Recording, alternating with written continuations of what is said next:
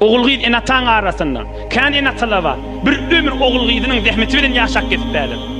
Bir jegedik oğul gıydı diyen netmese, ya bir jegedik oğul gıydı iştiva etse, mıdam şoňa hatta qargış dağdı etdiye. Musulmançylykda bijir bolmalyar.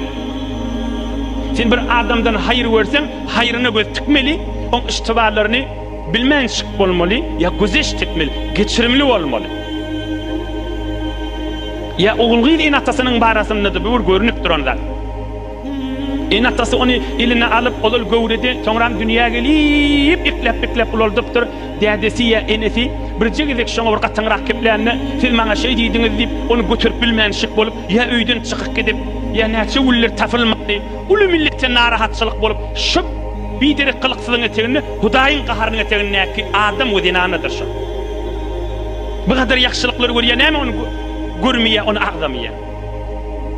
Sen maňa gat keplemellädiň diýip men şonu ýüregime saklap bilmeýänni onu tekepbirlik edip öz onu özünden giden bolup aglan bolup çygyran bolup musulman o jere bolmaly ki. Sen bu gat ýakşylyklar görüpdir, olar näme görmänşik bolýar. Bir jegedek aýyp görüpdir ya iştibalyk görüpdir. Bir de jan çekip ýykylypdy, ey men ýalňyşdym, men iştiba etdim. Men ýygymal ýan şu aýdan kefime eden işimi diye. Bir namus gurrun bolmandan soňra namus gurrun de bolsa ulamalara maslahatlaşyp durmaly. Şeşdire bolupdy, men näme deýin nemeli. Geçirimli bolmak kimden bir adamdan iki bir ýakşylyk görüpdirsin. Gözeşli bolmak. İnşaal iyi günün için gözdek var. Bahana olsa ökülecekten erde heleydi. Oğul gıydı enatada. Bir fırsat, bir bahana, bir uzat tapsa kipleşikkaten. Keyfinden çıkacakten. Allah söymeye mini. Huday söymeye baklağı. Din, İslam, Resulullah aleyhissalatu vesselam'ın Peygamberlik berilinin eteğindeki makam duryan Müslüman bir işler etmeliler. Geçirimli olmak, ey mahtun uli şannağıt qovayti. Akıl olsan, avreyli kişinin yamanını örtüp yayın yakşasın diye. Bu bir kullirak yağdaydaydıgılarını. Öz eri, öz hileyi, öz oğlanın şoğu, öz enatası. Bir jegedik erinden ya dinanasından ayıp tapsa, onu dirrew öýlerini eşitip onu utandıracak bolmalylar ki. Cemaatlar terbiyet vermeli öýde bu gurrunlar. Emma şu ahlaklı adam bolsa, amany özünün enatasından, özünün şagirdinden, özünün ustadından, özünün murabbi mualliminden, öz erheleyinden, oğlan uşağından ayıplar görse, iştibalar görse, biedekçilikler görse, şonu Huda için gözüýümýän adam, bu Huda için başlan heleyçilik, kepçilik etmeýän, şu gurruny yapýan adam Hudaýyň ýanyna derejesi kän ýokarda da. Kimden? Hatımları ödüp, Kur'anları ödüp, pirlerin yanına durup, pirlerin hangalarına durup, mıdan fikrin içinde yanıp, emme hile sıfatlı mıdan kep bolsa, fuzulçuluk bolsa, onu mına kep katlatmak bolsa, onun idinden keplemeli bolsa, mıdan teyyar olupdu, Allah onu söymeyedi. Emme bir adam şayet taşından görüngde, 5 vaktine qaim, edafe nefil namazı yok bolsun. Ya edafe hatım devreleri gitmeyen bolsun. Ya pirlerin hangasında oturup şayet, vakti yok bolsun hıtmat etmeyene. Emme kepçiliği yok, onun bunun idinden keplemesi yok. Avraylı adamın ayıbını yapmak yok. Bir kova adamdan kan hayır verse, bir jegedik ayıbını tapsa aytjaktan, ondan yankı gidip verin, addi Allah'ın yanına derecesi yok orada. Kıyamet günü görürsünüz. Son din min aytdiye. Allah min aytdiye. Resulullah min aytdiye. Faqbalu min muhsinihim ve tecavezu an musiihim. Qowluklarını görün deyiptir. Ayıbını görmänşik bolun, geçin deyiptir. Onun ayıbını görünni, kızıl tafan yanı, kınç tafan yanı edip, onu qaplap, onu mına yaplap aydıp durma, Allah'ın söyleyen zadı değerlidir. Müslüman adam işsin mi görürüm? Hekim adamlar, alim adamlar, çuңýyrlar bir kefaydıptır. Ey talab edin yazık koymalı bu görürümler. Altın menen yazık koymalı. Bir toparla aytiyan bana aydan Hazreti Talha deyip. Cennet bilen boşlanan Hazreti Talha. Näme deyiptir? Kan adam zinanasından, erinin, enatasından bir tofar ahlaklar taması var deyiptir.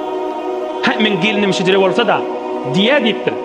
Emme özü de men şu gelinimin de aytýan formasy bolaýyn diýene aka. Men erim şidire bolsa da diýär da. Diýen ýa boýdaşynyň ýanyna, oğul gydynyň ýanyna, enatasynyň ýanyna, erim maňa şey diýär, men erim şeýle. Özü de eriniň aytýan formasy bolýarmy? Onu näme bolan akdyýar da? Ya bir erkek diýen ýa öz içerisinden, denanasyndan, oğul gydyndan, on bu alim adam näme diýär? Ey diýen ýa erkek, sen de oğul gydyňa şolaň aytýan formasy bolýarmy diýär. فلهذا يطول التشكي ويقوى الأسف. Adamlar gözlep gör, ya şikayet vardır, ya zeyrin durundurlar, ya ağlap durundurlar, şundan süreyim. Öde taraftan intizarı var, gözleşipdi qowdatları. Öde taraftan gözleşipdi, şondan qowdatları. Emma on gözleşýän zatlaryny öde etjeklerler. Bolmaýar, narahatçylyk köp elýär. Sadece görürüm da men ärim şu işleri etmeýär, ärim men şeýit ýa diýip narahat bolup agdýa en atasynyň ýanyna ýa başga bir şikayet edilýän ýerlerde. Emma özünün etmeli işlerini ärinin beraberine onu aýtmaýar. Ya erkek de şeýle, ya en ata da şeýle. Men ogul gyýdym diýe şeýit diýe, men ogul gyýdym şeýit diýe. En ata, sen de ogul gyýdyň aýtýan formasy bolýanmy? Ya men en atam diýe şeýit diýe, en atam şeýitmedi diýe. Ogul gyýd, sen de en atam aýtýan formasy bolýanmy? Şo görürüň da. Fakat şoň ýer görürüň de. İki tarap biri-birine geçirimli bolmak, gözeşli bolmak. Ay bolýar diýmek. Ýene de narahat etýän ýeri ýeresi adam gayratly, gyýretli adamyň ýüregini agyrtýan ýeri ýeresi şu görürüň ey jemaatlar. Şu görürüňleri eşitmeli adamlar eşitten akşu taý narahat etýär. Kaş şol adamlaryň kulagyna barsa da, we kulagyna baranda da dinleýän. Dinlese de halkdan çyryň dinleýär. Özüniň şim dinlese de dogrulanýyn diýen. Asl narahat etýän ýer şaýda. Mahtumul işan näme diýer? İtizerdük minnet çekmez. Anlamada sözüm yokmaz. Gönlün isteyen işler çıkmaz, nan yaktı kârsiz erdin. Yani itizerdük minnet çekmez. İte altından olan sini bilen nahar koyuğunu onu park etmeye. O toprağı tabağı tasını erbilsin. O sünkü ise olacak, o eti ise olacak, onu oklanın ise olacak. Onu sen tala koyu, tala bilen kapta koyu, kumu okla onu park yok. O karnın oyursa olacak. İtizerdük minnet çekmez. Anlamada sözüm yokmaz. Ödüm bilýän diýip kulak asmajak adama bu gürüňde aslan ýokmy ýa ol adamlara. Göňlüň isleýän işler çykmaz, nan ýaksy kärsiz erdir. Ýöne çöregiň ýaksy da, garyn oýursa boljak da, hiç zat ýakşylyk görülen akda ödünden. Ne milletden çyrym, ne içerisinden çyrym, ne başga kişiden çyrym. Netije aleyli näme görürüm? Gözeşt, geçirimli bolmak. Ýerde gowy, hemme ýerde gowy. Meger ders boljak bolsa geçmeliler o öz ýerine. Yani hamana sen onu geçsin, zor geçip dursan o günahını bar qayta etjek. Aýt diýmeli, beýtme diýmeli. Ýüregime agyrtýan hasen diýmeli. Hasen diýmeli, aýtmaly. Men geçmeýänmen diýmeli. Tarap ders alsın. We men hoş ahlaklygyndan berde su istifade diýerler. Şoň hoş ahlaklygyndan ay men nämesin bir ýene geçer diýmeli ýaly. Eştensiňiz kan görüňler Hazrat Ömer haýt dur diýip urýanmyşdy. Şoň bilýär da geçse gözeştese qayta etjek, ýyl zaýlanjak. Oň adyna edip bermek diýerler. Ders boljak bolsa, edip boljak bolsa, ýerde kä ýerlerde gözeşt etmeýän nämeli? Taraf tekebbürligi atmar ýanyk, bükürmesi artmar ýanyk, şişmesi artmar ýanyk. Näme uğruna habar atylmanyna gün ýellenip, paky özüne näme qadyp barýar? Haýt dur diýmeli. Sen iştiba etýän, men ýüregime agyrýar, geçmerin ha diýmeli. Taraf bir koşýar ýanyk. Bular öz başyna görüň, bular bir ilm, musulmanly baýat bilmeli. Ay men geçirimli boljak diýip, ogul gyýl erheleýin arasynda onu edip de bermäni, terbiýet de bermäni, halan jüresi goýmak o geçirimlilik diýil. Bir ýagdaýda aýdylyp galsyn. Resulullah aleyhissalatu vesselam'ın mübarek hadisini ahir zamanın içinde Türkmen döwürleme okuyup bereyin. Geçirimlik barada. Mahşer meydanında adamlar hesaptan çürüyüm duranna, her kim hemme adamlar doňyp duran wagtynda bir tofar adamlaryň ennamyndan damyp qannamyp cennetin kapsynyň agzyna gürmeleşip durjaklar. Allah'ın hükmüni ödeşdüle girin diýsele girjekler. Cennetin kapsyna dola. Ennamlarından da yaralarından da qannam. Adamlar heyran qalacak. Her kim barıp bilmeýär. Bular kim diýip? Allah tarapdan aýdyljak, bular şehit, din, İslam, Kur'an ýürüýsün, iman ýürüýsün diýip yaraly bolup dünýäni äpberen adamlar cennetin kapsynyň agzyna görmeleşip durjaklar diýipdir. Bular şehitler, odolla diýirdiler, siz bilmeýärdiňiz. Allah'ın ırsgalynyň eteginde dile siz ölüm qadýärdiňiz. ثم نادى مناد ليقم من أجره على الله عز وجل فليدخل الجنة. Aham bir adam gıygıracak, Huday taraftan bir ses gelecek. Her kimin padaşını Huday boyuna alan bolsa, turup cennete girsin deyilecek. Kim? Her kimin padaşını Huday boyuna alan bolsa, geçen hafta meselen bir adam berisin Huday men berjek diýmeýärmi? Bu görürüň başga görürüň. Her kimin padaşını sogazyny Huday boyuna alan bolsa, cennete giriversin diýecek. Hiç kim gıymılacak değil. ثم نادى الثانية ليقم من أجره على الله عز وجل فليدخل الجنة. Qaytadan gıygırılacak. Her kimin sevabını Huday boyuna alan bolsa cennete gaşyň gidiversin. Bir hesap gitmeli. Turakana cennete giramaly.